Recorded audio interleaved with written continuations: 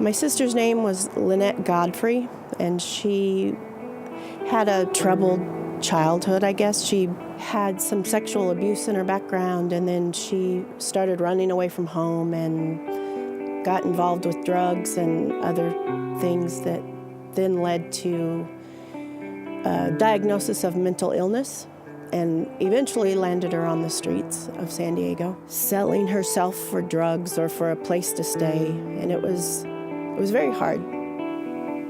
Her whole demeanor had changed. She had lost her front teeth, upper and lower. She was very withdrawn and sick looking, and she died later that year on the streets.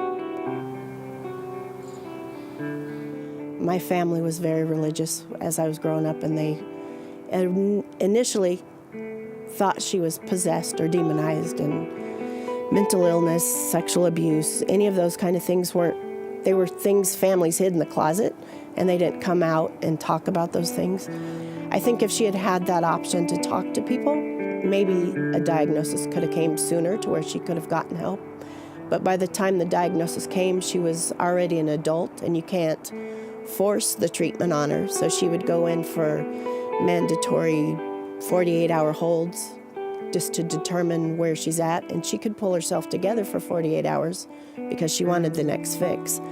And I think that's where the disjoint is, that you have to be able to step in somewhere sooner and advocate for them versus waiting until they're an adult. And we all know at that age we don't have the common sense to say, hey, I need help a lot of times. And then when you add drugs on top of it and all these other things that change your reasoning skills, there's even less hope. Lynette wasn't just a drug addict. She wasn't just a person using sex to get, her next fix. I mean, she was a kid. She was a daughter.